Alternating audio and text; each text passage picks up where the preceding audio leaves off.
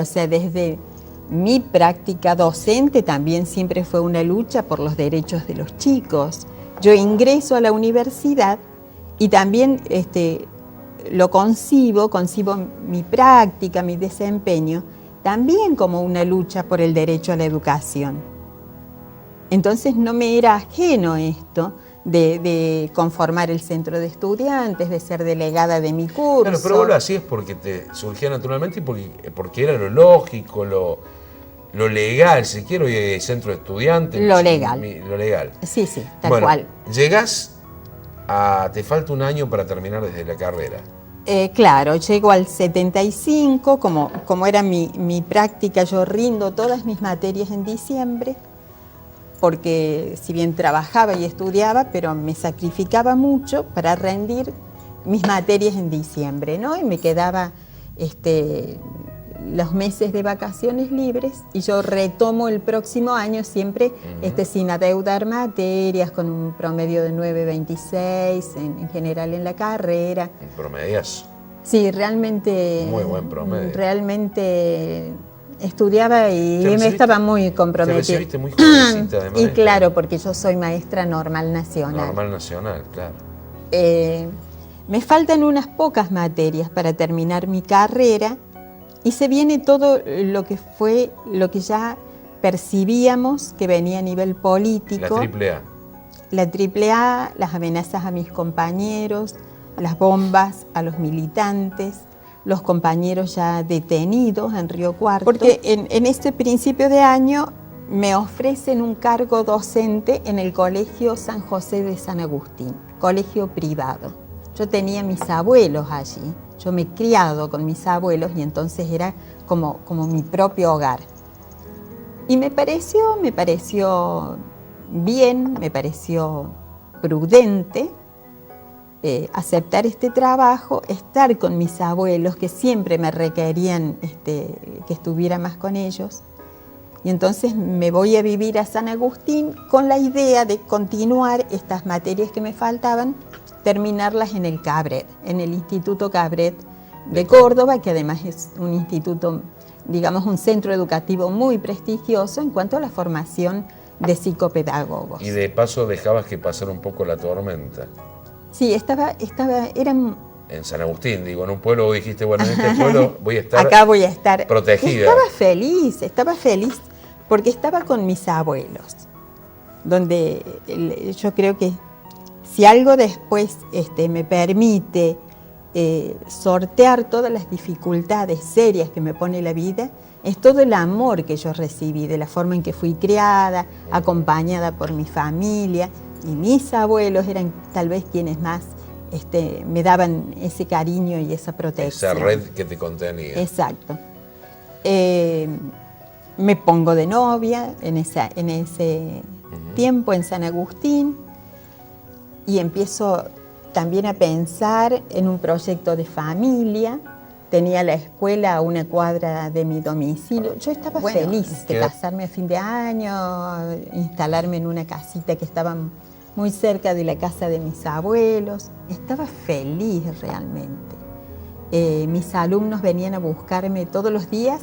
Mi casa estaba a una cuadra de la escuela, pero los chiquitos venían todos los días para ir juntos al colegio y volvíamos juntos. Y era sí, realmente, a pesar de lo que estaba pasando en el país, que yo no lo desconocía. ¿Año? 76. 76. El peor año. Pero bueno, todo eso se interrumpe un día, una madrugada, 9 de septiembre, estábamos preparando los festejos del Día del Maestro. Una madrugada llega una patota a mi casa, abren la puerta, o abren mis abuelos, pero por los golpes, y me sacan de la cama al dormitorio, ingresan directamente, ¿no? Al dormitorio, o sea, se ve que tenían... ¿Recordás cuántos eran? Mira, entraron 3 o 4 y uno se quedó en un auto. Lo que yo recuerdo es que era un Renault 12 blanco. Es muy poco lo que pude ver porque el operativo fue muy rápido. A mí me sacan de la cama, yo les pido que me permitan ponerme el pantalón Discúlpame, ¿tus abuelos? Me imagino, pobrecitos. No, es inimaginable la angustia, el dolor. Pero tiene que haber sido una cosa tremenda para ellos. Cuando paso por el comedor alcanzo a sacar el tapado porque hacía mucho frío en ese momento. Hacía unos pocos días había nevado. Y entonces había nevado, no en San Agustín, pero en Calmayo, muy cerquita, que yo había ido a ver la nieve, bueno, y estaba muy frío. Entonces yo saco el tapado, me lo pongo, pero fue tan rápido el operativo, me tiran dentro del auto, me encapuchan, me atan con sogas plásticas, no tenían esposas, tenían sogas, me atan las manos atrás y me tiran al piso del auto. Y bueno, y comenzamos a marchar muy rápidamente. Comienzan allí en el auto el interrogatorio y los golpes. Yo pregunto por qué me llevan, insisto y inclusive increpo. Después me di cuenta que era mejor permanecer callado porque cada vez que hablabas te golpeaban más. Y me doy cuenta, a pesar de estar encapuchada, me doy cuenta por las luces y por la trayectoria del vehículo que vamos hacia Río Cuarto. Y ya han dado muchos kilómetros, tal vez muy cerca de Río Cuarto. ¿Y ellos qué te decían cuando le preguntabas por qué me llevan? ¿Por qué me hacen esto? ¿Cuál era la respuesta que te daban? No, me decían, uno me preguntó, ¿y a vos cómo te fue en Monte Chingolo? Monte Chingolo había sido un operativo militar del ERP, en Formosa. Yo digo, pero esta gente no sé con quién me confunde. Me preguntaban también por actividades de mi novio. No sabía absolutamente nada porque al menos el tiempo que estuvo conmigo no había militado. Sí había integrado años atrás la Juventud Peronista. Y me preguntan muchos datos. Cuando me llevan y me hacen esto, digamos, ingresan a un camino de tierra. Yo calculo que llegando ya cercano a Río Cuarto, me preguntan por datos o gente de Calamuchita. Yo desconocía absolutamente todo, no tenía idea. Y entonces me dicen, bueno, ya que no vas a hablar, te vamos a matar. Bueno, me bajan del auto y me hacen todo un simulacro de fusilamiento. Yo lo que puedo recordar es que nunca creí que sintiendo tan cerca la muerte, alguien pueda tener tal tranquilidad de conciencia. Yo hice como rápidamente un repaso de mi vida y dije, bueno, hasta aquí llegamos, he vivido, he sido coherente con lo que he pensado, no tengo de qué arrepentirme. Solamente en ese momento pensaba, ¿qué van a decir mañana de mi muerte?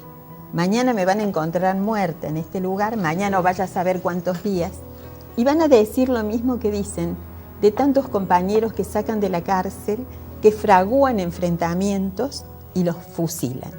Entonces yo dije, lo mío va a ser una mentira más. En ese momento fue lo único que pensé, que lamenté que vaya a saber qué van a decir.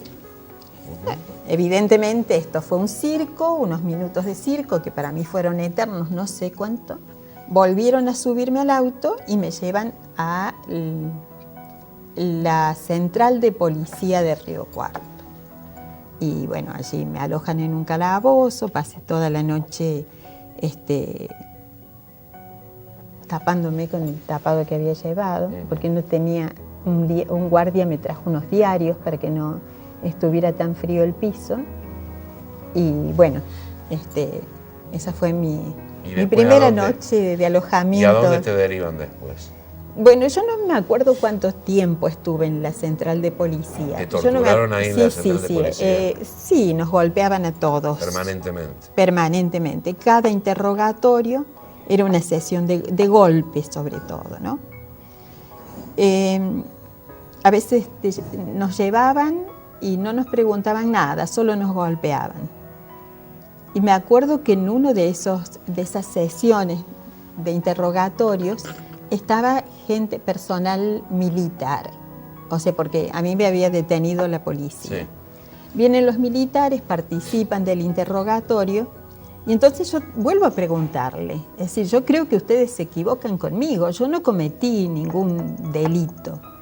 Y entonces esta persona me dice, ya sabemos que no cometiste delitos, sabemos, y me lo dice en la jerga habitual, que no pusiste un caño, que no agarraste un fierro. O sea, así me lo dice, o sea, no pusiste una bomba, no estuviste en la lucha armada, pero vos sos muy peligrosa ideológicamente. Y lo que nos importa es la gente que tiene algún desarrollo ideológico. Me dijo también en su lenguaje, nos importan los ideólogos porque los que toman armas son los perejiles. Y entonces, esto es clarísimo de que nosotros estábamos allí, la mayoría de los presos políticos, por pensar, no por haber cometido ningún ilícito, al menos en mi caso y en el de muchos compañeros que yo conozco. Bueno, pasa, yo no te puedo decir, no tengo muy en cuenta cuánto tiempo, para mí fue eterno. ¿Cuántos años estuviste detenida, Olga? 3 años y 7 meses. A disposición del PEN, del Poder Ejecutivo Nacional, que era como que te blanqueaban la detención. Sí, y que en fue lo que te determinado salvó? momento, cuando te decían estás a disposición del PEN, realmente decías, bueno, entonces puedo tener un poco más de esperanza de Claro. vida, un poco más de seguridad. Que no era tal. Puedo salvarme. Puedo. Puedo. No era seguro. Compañeros fusilados en la cárcel de San Martín estaban a disposición de un juez federal y sin embargo, a pesar de eso, fueron sacados y fusilados. Entonces, nada te garantizaba la vida. Pero bueno, estar a disposición del PEN, por lo menos se publicaban cada tanto las listas, la familia podía presentar un habeas corpus. A ver, a vos te detienen con 25 años. Y yo salgo casi con 30. O sea, Casi con 30. claro, salgo en Perdiste el 80. un lustro de tu vida. Claro, sí. No sé si lo perdí, Fabio. A ver, no, A ver. lo capitalizaste de alguna manera. Lo capitalicé. Cuando yo entré a la cárcel, cuando a mí me pasan de la policía de Río Cuarto a la cárcel, a la penitenciaría de Río Cuarto, y allí estoy hasta noviembre, y en noviembre del 76 nos trasladan a un grupo de nosotros a la penitenciaría de San Martín, porque nos ponen a disposición del Poder Ejecutivo y nos dicen, bueno, ustedes ahora van a ser concentrados en cárceles federales. En ese momento yo no sabía cuánto tiempo iba a estar, no sabía si iba a salir con vida, pero dije, ya que esto me toca vivir sin tener motivos, si vos lo considerás de acuerdo a lo que era mi esquema de pensamiento en ese momento. Después sí pude comprender de que estábamos allí por una cuestión, por un compromiso político. Pero en ese momento yo pensaba, yo no cometí ningún delito, ¿por qué me toca esto? Y entonces dije, bueno, ya que me toca pasar esto, la única posibilidad de transitarlo mejor es que yo me proponga salir de acá mejor de lo que entré. Es decir, poder enriquecerme, ser mejor persona y que esto me sirva para superarme como persona. Y yo creo, y yo les contaba, vez pasada daba una charla a un grupo de adolescentes y yo les decía, esto parece paradójico, pero realmente la cárcel me permitió crecer mucho, en muchos aspectos. Me permitió conocer el dolor, conocer otra gente. No eras la única maestra que estaba detenida, ¿no? No, pero vos sabés que había más maestras. Bueno, estaba, por ejemplo, en la cárcel de San Martín estaba Marta González de Baroneto, Marta Juana González de Baroneto, maestra. Es la esposa de Vitín Baroneto. Que ¿Y qué hacían los presos de alguna manera? Bueno, los esa presos... es una anécdota que me contaste. Sí, una te vez conté. Sí, qué interesante. Los presos estaban muy conmovidos, muy conmovidos. No entendían que una maestra pudiera estar presa. Inclusive ellos, el asombro, es decir, trajeron una maestra. Y yo, mira cómo, una cosa que recuerdo y que creo que también te lo conté, en el bolsillo de mi tapado tenía las tizas.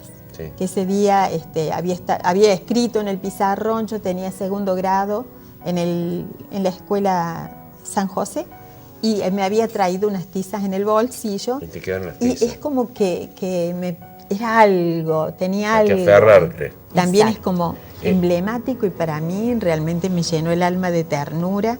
Ese 11 de septiembre, Día del Maestro, los presos comunes me cantan la Rosarito Vera. La Rosarito Vera maestra. Te ¿No? desarmas. Como, sí, imagínate, yo estaba en condiciones físicas tremendas. Vos estabas alojada en una celda que apenas podías respirar. En la cárcel, bueno, cuando a mí en noviembre me ponen a disposición del Poder Ejecutivo y me trasladan junto con un grupo de compañeros de Río Cuarto a la cárcel de San Martín, a la penitenciaria. Bueno, allí comencé a tomar conciencia del horror, a enterarme de los compañeros fusilados, de que se había fusilado, por ejemplo, a Esbaguza, ahí dentro de la celda, en presencia de todos los compañeros, que a los compañeros de Hebrey los habían sacado, los habían fusilado en presencia de uno de sus hermanos, y al hermano lo trajeron nuevamente a la penitenciaría y le dijeron, bueno, ahora vaya y cuente para que todos sepan qué es lo que está pasando. Qué terrible. Y las condiciones en que estábamos las mujeres era un pabellón de máxima seguridad en una celda pequeñísima con un camastro de cemento, con un colchón que todos los días a determinado horario, tipo 6 de la mañana, pasaban los guardias, tenías que levantarte, doblar el colchón y quedarte allí sin hacer absolutamente nada. Las ventanas estaban cerradas y por supuesto la puerta de la celda también, celdas individuales.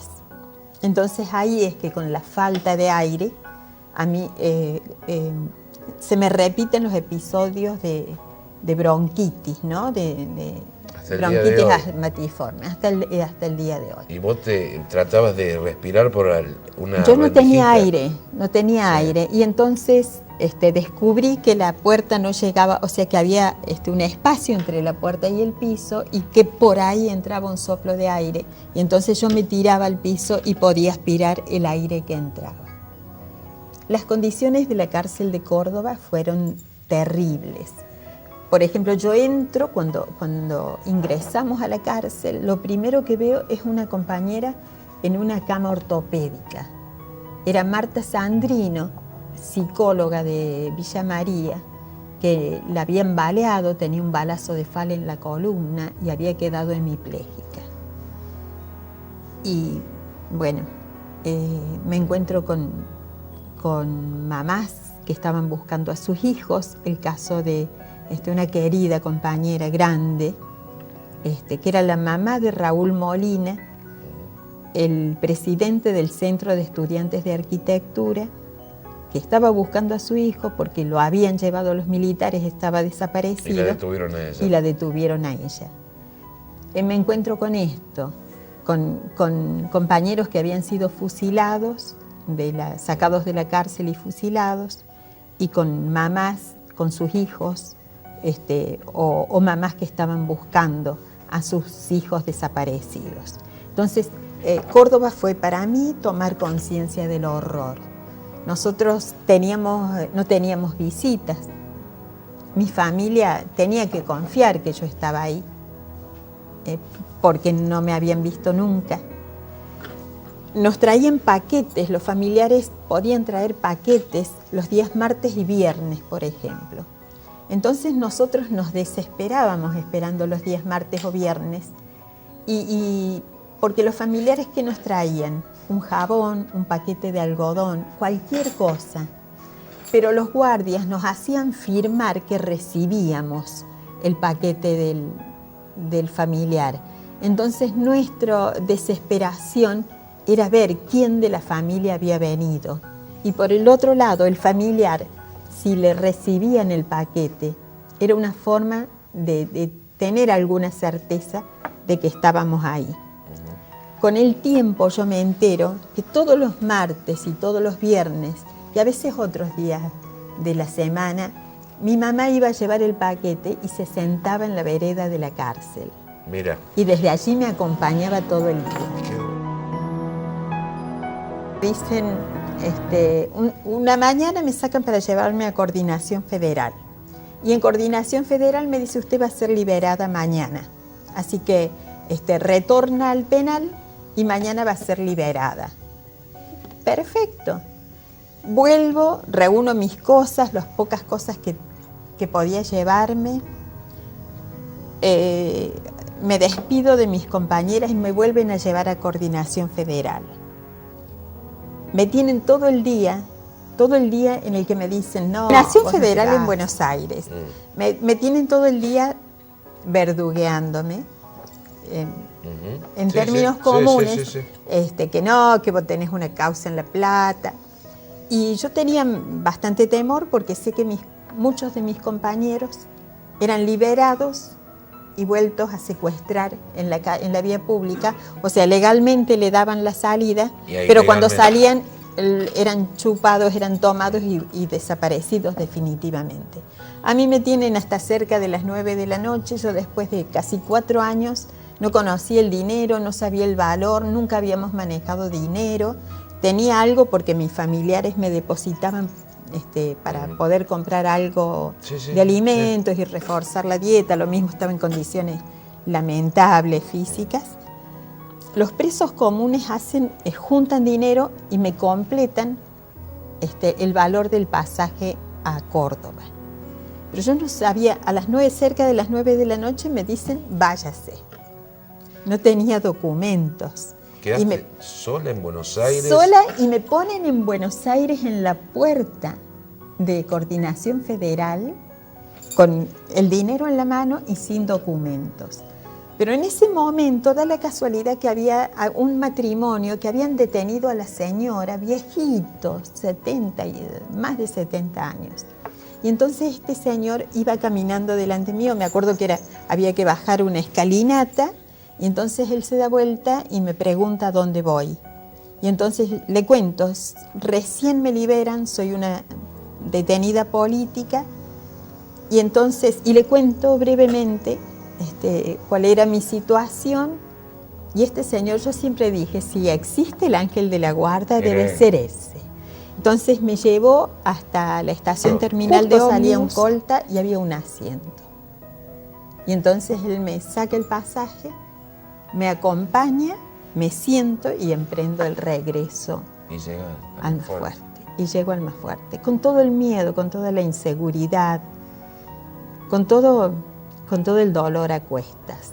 Y ahí comienza otra historia, que es reinsertarme en la sociedad, reencontrarme con mis afectos. Olga lo logra muy bien porque ella logra transmitir, además de esto que es mucho dolor, cuando hablo con ella, paz.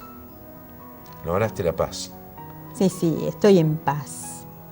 Los que no tienen que estar en paz son otros, ¿no? A ver, yo siento mucho orgullo por esto. Orgullo no propio personal, sino de todos los que fuimos víctimas de la dictadura.